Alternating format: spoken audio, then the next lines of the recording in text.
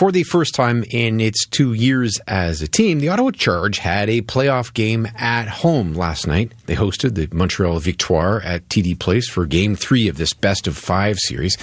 Teams were coming off a marathon game on Sunday that went into quadruple overtime. Now, this was all tied up last night after about 50 minutes of hockey, and with just over 10 minutes in the game and some thoughts of overtime looming again, this. Shot outside, Phillips is in, she scores! Nanny McMahon charges up Ottawa! So that goal stood as the winner as Ottawa shut out Montreal to take a 2-1 series lead. And there taking in all the action was Charge season ticket holder and former professional hockey player Jamie Janes. We've got her on the line this afternoon. Hi, Jamie.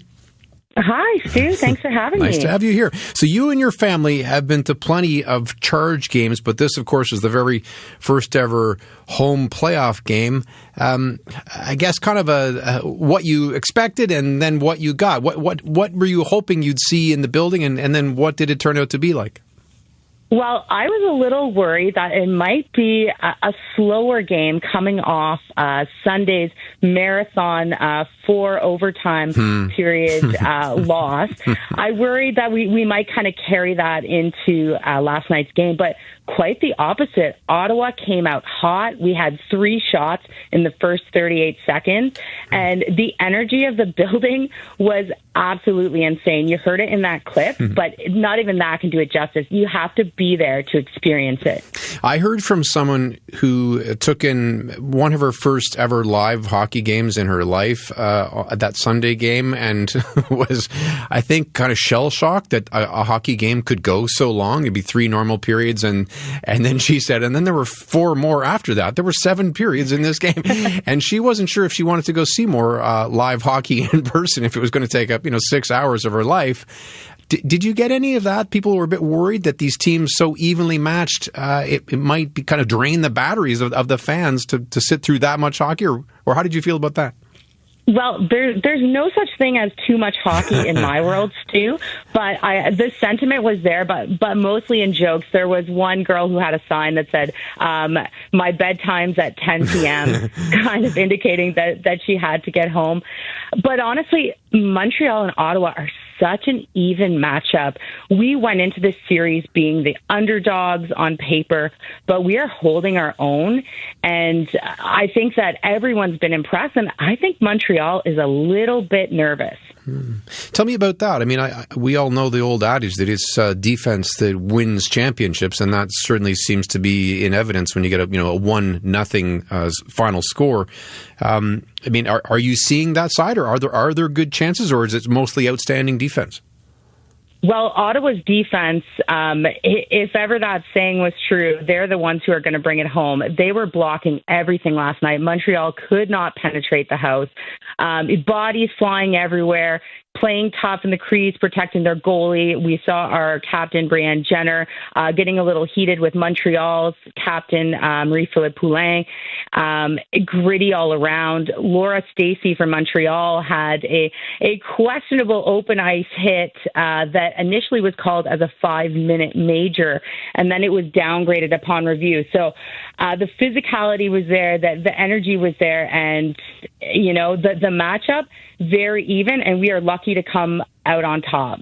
And as I said, you've played professional hockey before. I wonder what you were seeing out there on the ice in terms of the overall energy level. I know you're saying they're hitting early, they're getting lots of chances early, but was there any sign at all of a sluggishness of a 7-period hockey game just a couple nights ago? Well, not really. Like I said, Ottawa came out hot. The energy was high. It was back and forth. During the second period, Montreal seemed to have the advantage at times, but I sit in the zone where our goalie is twice. And for the second period, we spent a lot of time down there, Charge offensively being the powerhouse. And Montreal's defense had kind of collapsed. So we did see a great showing from both teams' special teams. They showed up, quite a few penalties. Honestly, I was so proud of the Ottawa Charge last night. And if you haven't had a chance to get out and catch a game, highly recommend that you do. You really have to be there to experience the energy. It's not the same on TV at all. What do you make of the fan energy in in the playoffs rather than in the regular season. And I'm inviting you to tell us about the sign that I think it's your daughter who made. A producer here shared a picture of it, and it's an amazing sign. I'd like you to mention that, but give me kind of an overall assessment of how you feel the energy in the building is from the fans in the playoffs. Yeah, so our reputation as Charge fans in PWL is one of high energy, one that sells out barns and shows up. So we have that, intense fan base, and that reputation follows us around. I didn't think it could get more intense, but it turns out if you give almost 8,000 ticket holders towels, playoff towels, you feel that breeze all game long. So it was absolutely charged. My daughter made a sign. It said playoffs, ? More like slay off. And that's kind of paying homage to the off-ice component of the PWHL, which is resonating with a lot of young girls and women alike. They do walk-ins, so there's an emphasis put on the individual fashion style of the players, their personalities, as well as their social media presence. So it's a different component than kind of what we may see in the NHL, but the girls are taking to it, and I'm a fan of it. I like all of the aspects. I think it'd be foolish to pretend that isn't a part of men's professional hockey too, because for how many decades has Hockey Night in Canada shown us what those young men are wearing, in their business suits as they stroll into the arena? I mean, that's part of that too. And a lot of us who don't have the paycheck of a professional athlete at least can get the cues of, how wide the lapels are supposed to be this season to be in style by watching that walk into the arena. So I think it's part of it there in men's hockey, and foolish not to think so.